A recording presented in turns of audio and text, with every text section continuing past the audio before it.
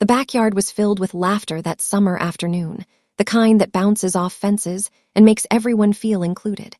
I stood there awkwardly holding a flimsy paper plate loaded with potato salad, my voice trembling as I spoke up.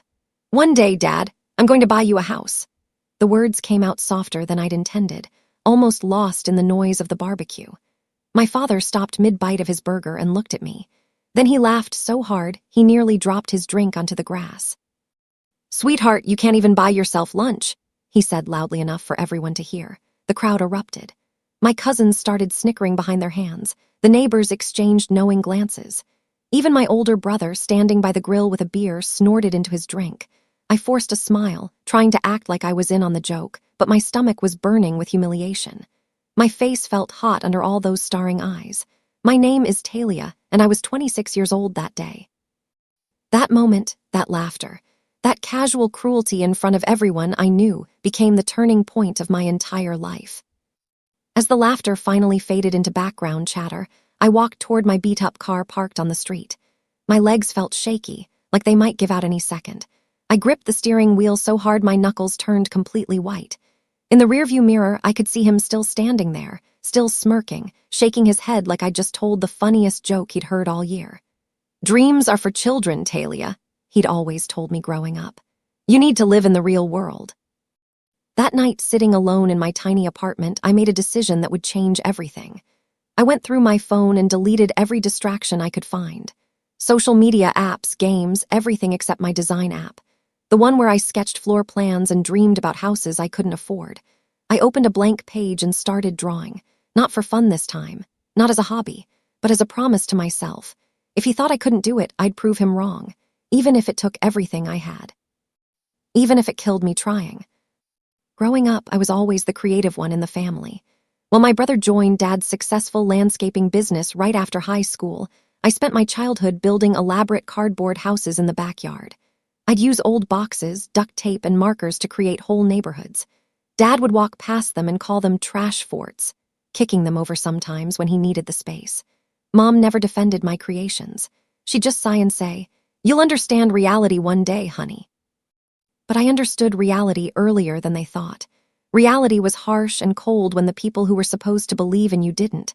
When I told them I wanted to study architecture, Dad laughed and said we couldn't afford it. When I said I'd get scholarships, he said I wasn't smart enough. So I went to community college instead, taking random classes, feeling lost. I dropped out after 2 years because I couldn't see the point anymore. That decision became another thing for him to hold over my head at every family gathering. Another example of how I couldn't finish anything I started. I bombed another job interview on a cold Tuesday morning in October.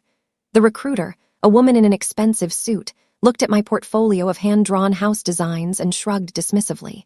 "You don't have any formal training or real experience," she said flatly. "We need someone with actual credentials." I left the office building holding back tears, feeling like a complete failure.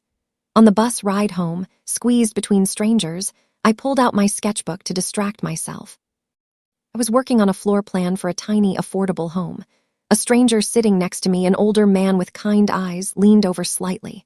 "That's beautiful," he said, pointing at my drawing. "You drew that yourself," I nodded, surprised anyone would notice. "You're very talented," he continued. "Don't let anyone tell you otherwise." He got off at the next stop, but those words stayed with me. For the first time that entire day, I actually smiled. Maybe my drawings weren't worthless after all. Maybe someone, somewhere would see what I saw in them. Maybe I just hadn't found my people yet. My phone buzzed loudly during my shift at the coffee shop where I worked part-time. It was the family group chat, the one I usually muted. Dad had posted, "Your brother just bought a brand new truck. So proud of him." Mom immediately replied, "He's so responsible and hardworking. We raised him right." My brother added a photo of himself standing next to a shiny red pickup. Everyone started sending congratulations and praise. I stared at my phone's screen, my chest tightening. I typed out "congrats," but deleted it before sending. Then I typed it again and deleted it again. Why couldn't I just be happy for him? Because all I could think about was how much further away my own dreams felt every single day. Because nobody ever celebrated anything I did. Because I was tired of being invisible in my own family. I shoved my phone back into my pocket and went back to making lattes for strangers. At least they said thank you sometimes. At least they didn't make me feel like I was wasting space just by existing.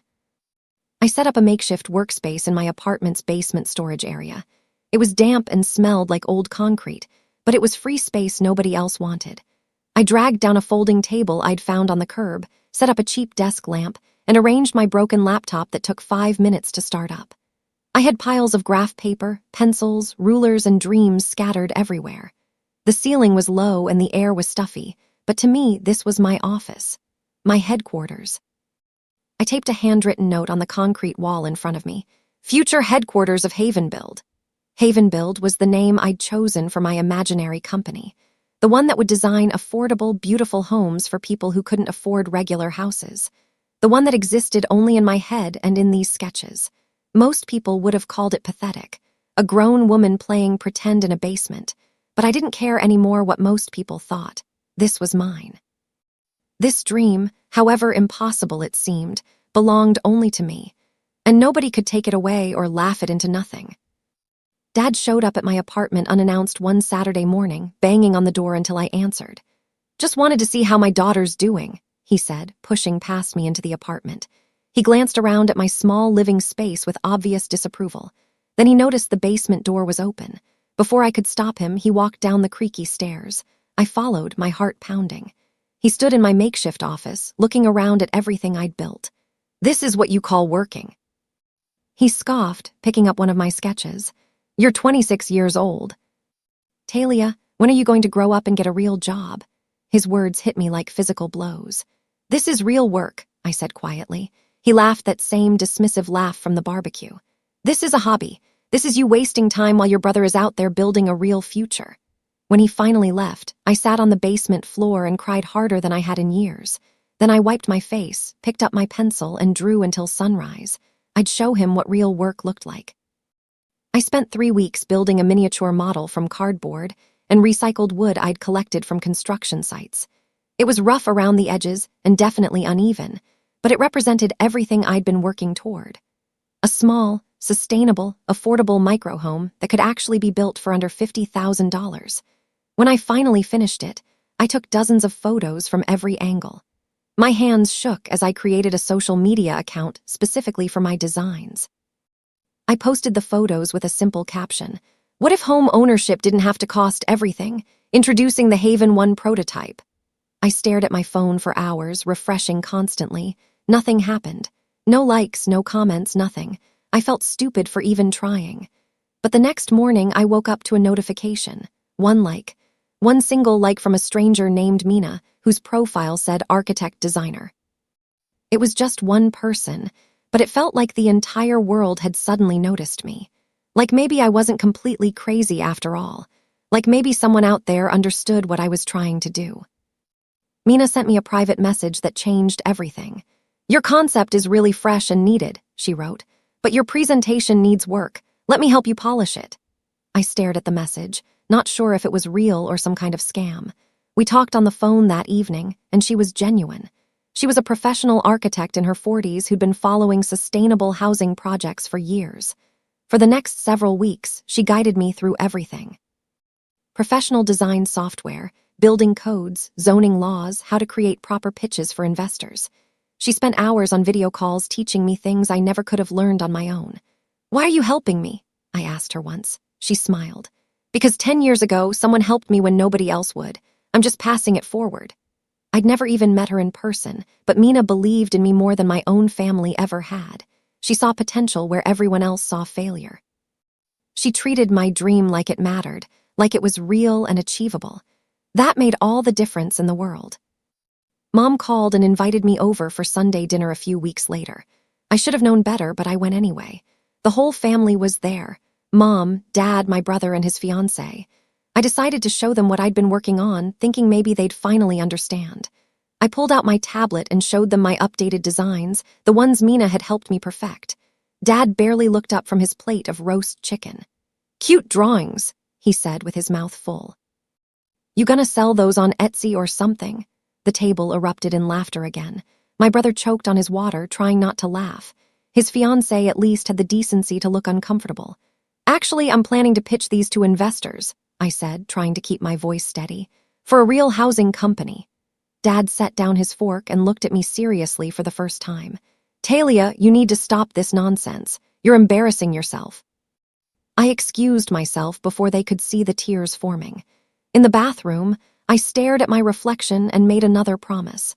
I'd never show them anything again until I'd already succeeded. I finally got a meeting with a local investor group that funded small businesses. I practiced my pitch 100 times, memorizing every word. The day of the presentation, I wore my only professional outfit and carried my portfolio like it contained gold. The conference room was intimidating, filled with successful-looking people in expensive suits. I presented for exactly 7 minutes before the head investor cut me off. This looks nice, honey, but you have no experience and no credibility, he said dismissively. Come back when you've actually built something. The other investors nodded in agreement. It was the same laughter from my family, just dressed up in business language. They didn't even look at my detailed plans. They saw a young woman with big dreams and no connections, and they dismissed me instantly. I walked out of that building feeling completely crushed. But that night, instead of giving up, I went back to my basement office and printed another prototype design. If they wouldn't fund me, I'd find another way. I'd find 100 other ways if I had to. I was working 3 part-time jobs just to fund my project and pay rent. Coffee shop in the mornings, retail in the afternoons, data entry at night. I barely slept, living on coffee and determination. One afternoon at the retail store, I was restocking shelves when everything suddenly went black. I woke up on the floor with my manager and a customer standing over me. The ambulance came, and at the hospital, the nurse told me I was severely exhausted. You need rest, she said firmly. Your body is shutting down. Rest, I couldn't afford rest. Rest meant falling behind, meant giving up, meant proving everyone right about me. I'm fine, I insisted, signing myself out. But driving home, I had to pull over twice because my hands were shaking so badly. Maybe I was pushing too hard. Maybe this dream was actually killing me. That night, I stared at my ceiling, wondering if Dad had been right all along. Maybe dreams really were just for children, and adults had to accept reality. Maybe I was chasing something impossible and destroying myself in the process. I called Mina in tears at 2 a.m.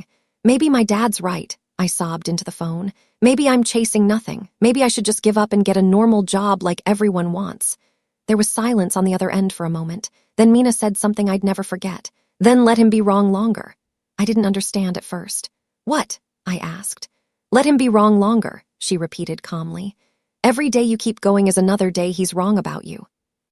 Every sketch, every prototype, every attempt is proof that his opinion isn't reality. So let him stay wrong. Let him be wrong for months, years even. And then when you finally succeed, he'll have been wrong the longest. That sentence became my lifeline. I wrote it on sticky notes and put them everywhere. On my bathroom mirror, my laptop, my car dashboard. Let him be wrong longer. It became my mantra, my motivation, my reason to get up every morning. If I quit now, he'd be right. But if I kept going, he'd just keep being wrong. And someday that would be undeniable. Mina introduced me to a friend of hers who worked in sustainable design. His name was Antonio, and he specialized in eco-friendly building materials. I showed him my Haven 1 design, expecting another rejection. Instead, his eyes lit up. This is exactly what the industry needs, he said enthusiastically. Small, sustainable, actually affordable, not just another luxury tiny home for rich people. He offered me a small grant from his company's innovation fund. $5,000 to build one actual prototype. I almost fainted when he said it. With that money and help from Antonio's team, we built Haven 1 in a borrowed lot. It took 3 months of weekend work. When we finally installed the solar panels and the lights flickered on inside for the first time, I stood there crying. This was real. This was actually real. I whispered to the empty house, "This one's for you, Dad." Not because he deserved it, but because his doubt had pushed me further than belief ever could have. Sometimes the best fuel for success is someone telling you that you'll fail. A local journalist named Vanessa saw my posts online about Haven 1 and reached out. "We're doing a series called Local Innovators for the paper," she explained. "We'd love to feature your project. It's exactly the kind of story people need to hear." I almost hung up, thinking it was a prank call or a scam. But she was legitimate. 2 weeks later, a photographer came to take pictures of Haven One and interview me about my vision. When the article came out, my face was on the front page of the local living section. 26-year-old designs affordable housing solution, the headline read. I bought 10 copies of the newspaper. I kept one for myself and hid the others in my closet. The phone calls started almost immediately.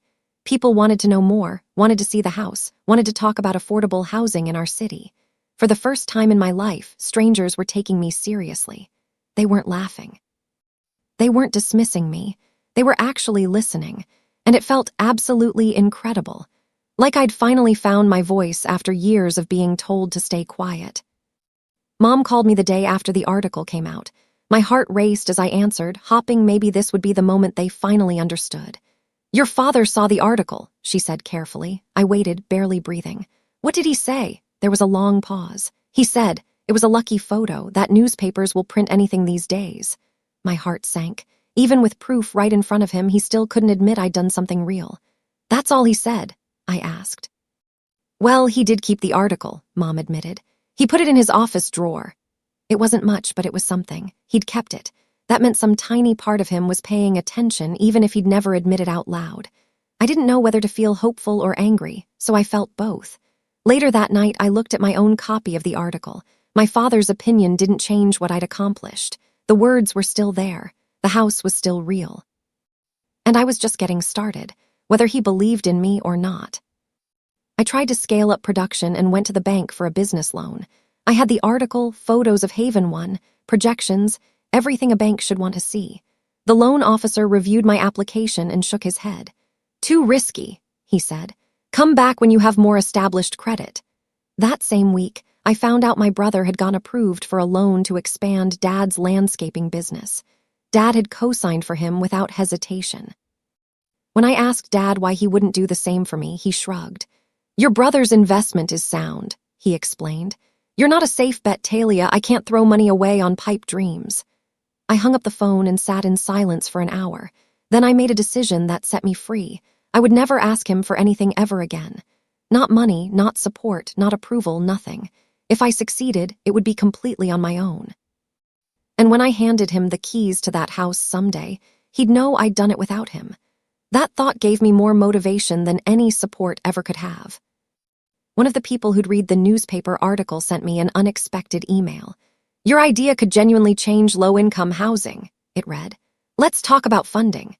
The email signature showed it was from someone at a company called Elevation Partners, known for supporting women entrepreneurs. My hands shook as I responded. We set up a meeting for the following week. They wanted to see Haven One in person. I cleaned that little house until it sparkled. On the day of the meeting, 3 people showed up, 2 women and 1 man, all dressed professionally but kindly. They walked through Haven One, asking detailed questions about costs, materials, scalability, everything. At the end, the lead woman smiled at me. We'd like to invest in Haven Build, she said. $50,000 to start, with more available as you grow. I couldn't speak. I just nodded, trying not to cry in front of them. Mina had been right all along. Staying wrong longer really did pay off. Someone had finally seen what I'd been seeing all along. Someone was willing to bet on me when nobody else would. The first official Haven Build microhome went up for sale on our new website 3 months later. I stayed up all night watching the numbers, refreshing the page obsessively. The first sale came through at 2 a.m. A young couple with a baby buying their first home. I cried at my laptop. Then another sale came. Then another. Within the first week, we had 5 orders. Within the first month, 50. People wanted what we were building. Families who'd been priced out of traditional housing finally had an option. The reviews started pouring in. Haven Build gave us hope. We never thought we'd own a home. This company actually cares about real people. For the first time in my life, I didn't need anyone's permission to be proud of myself. I'd built something real, something that mattered, something that helped people. And I'd done it despite everyone who said I couldn't. Despite the laughter, the rejection, the doubt. I'd pushed through all of it and come out on the other side. And it felt better than I'd ever imagined it could. I got invited to appear on a local morning show called Good Morning Metro. The studio was bright and overwhelming, with cameras everywhere. The host, a friendly woman named Tracy, asked me all about Haven Build and how it started. Then she asked the question I'd been waiting for. What inspired you to start this company? I smiled and said, Someone once laughed when I said I'd buy them a house. The audience went completely quiet. They told me I couldn't even buy myself lunch, let alone accomplish something this big. That laughter became my motivation. Tracy leaned forward. And what would you say to that person now? I thought carefully. I'd say thank you, because their doubt pushed me further than their belief ever could have. The audience erupted in applause. After the show, my phone exploded with messages. The clip went viral locally, then regionally, then nationally. Millions of people watched it, and somewhere I knew my father was watching too, probably still refusing to admit he'd been wrong, but watching nonetheless. The truth was spreading faster than any lie he'd told about me. My hometown couldn't stop talking about me after that interview. I heard from old friends that customers were whispering about me in Dad's landscaping office. People would come in and mention the house girl to see his reaction. He apparently pretended not to care, brushing it off. But someone told me they'd seen him watching the interview clip on his phone, watching it more than once. Mom called to tell me he'd recorded it on the TV. He watches it sometimes when he thinks I'm not looking, she admitted quietly. Pride looked strange on him, apparently. Like he didn't know how to wear it properly, didn't know how to process the fact that his disappointing daughter had become someone people admired. My brother called too, which surprised me. I'm sorry, he said simply. For laughing at you, for not standing up for you. You were right all along. His apology didn't fix everything, but it helped. At least someone in my family could admit they'd been wrong. At least someone could see past their own ego long enough to acknowledge what I'd accomplished. That was more than I'd expected from any of them. A formal letter arrived at my office from the mayor's office downtown. My assistant brought it to me, looking excited. I opened it with trembling hands. Dear Ms. Talia Hendricks, it began. We would like to honor Havenbuild for its significant contribution to affordable housing in our community. You will be recognized at next month's City Council meeting and receive the Innovation in Housing Award. I read it 3 times to make sure it was real. The same city where my father said I'd never make it was now giving me an award. The irony was almost too perfect, like something from a movie. I called Mina immediately to tell her. You did it, she said, her voice full of pride. You actually did it. The award ceremony was scheduled for the first Tuesday of next month. I sent an invitation to my parents, not expecting them to come, but I wanted them to know. I wanted them to see exactly what I'd built from nothing, from their doubt and dismissal. Whether they showed up or not, that award was proof that I'd been right all along, and nothing they could say would ever change that. Dad's landscaping business collapsed that fall. A commercial developer bought the property where his office had been located for years and tripled the rent overnight. He couldn't afford it. Within 2 months, he had to close completely. He'd spent everything expanding the business, never saving properly. The same man who'd called me financially irresponsible had mismanaged his own successful company into the ground. He moved into a small apartment across town, the kind he'd always looked down on. Mom called me crying. We don't know what to do, she sobbed. Your father is devastated, we lost everything. I listened quietly, not interrupting. Part of me wanted to feel vindicated, wanted to throw his own words back at him, but mostly I just felt tired. Tired of the fighting, the resentment, the pain. I'm sorry that happened, I said honestly, and I was. I didn't want him to suffer. I just wanted him to see me as I really was. Can you help us? Mom asked hesitantly. I took a deep breath. I'll think about what I can do. Not out of revenge or to prove a point, but because maybe, just maybe, this could finally bring us some kind of peace. 6 months later, I drove Dad to a quiet neighborhood on the east side of town. He sat in the passenger seat, confused and quiet. Where are we going? He kept asking. You'll see, I replied. I pulled up in front of a small but beautiful house with blue shutters and a neat front yard. The sun was setting, casting golden light across everything. I turned off the car and handed him a set of keys. He stared at them like they were from another planet. What is this? He asked, his voice barely a whisper. Go on, I said gently. It's yours. He got out slowly and walked to the front door. His hands shook as he unlocked it. Inside was fully furnished, a comfortable living room, a modern kitchen, 2 bedrooms, everything he needed. Sunlight spilled through the windows, making everything glow. He stood in the middle of the living room, completely speechless. Tears ran down his weathered face. I told you I'd buy you a house one day, I said from the doorway. Remember. He nodded, unable to speak. You laughed, I continued softly, but I meant it. He finally looked at me. I didn't know you'd actually do it." That night, Dad sat on the porch steps of his new house, staring out at the quiet street. I sat down next to him in the fading light. For once, there was no mockery in his eyes, no dismissive comments, no laughter, just tears and something that looked like regret. "I didn't believe in you," he said finally, his voice breaking. "I should have, but I didn't. I thought I was protecting you from disappointment. But really, I was just scared you'd fail and I'd have to watch it happen." I let his words hang in the air for a moment. "You were wrong," I said simply. "I know," he whispered. "I was so wrong about everything." We sat in silence as the sun disappeared completely. I didn't need him to apologize for all the years of doubt. I didn't need him to explain why he'd been so cruel. The house said everything that needed to be said. I'd kept my promise. I'd proved him wrong. And somehow that was enough. "Thank you," he finally said, "for doing this anyway." "Even after everything," I smiled softly. "Neither did I until you laughed." Because sometimes the loudest laughter becomes the quietest apology. And sometimes the best revenge is just becoming exactly who you said you'd be.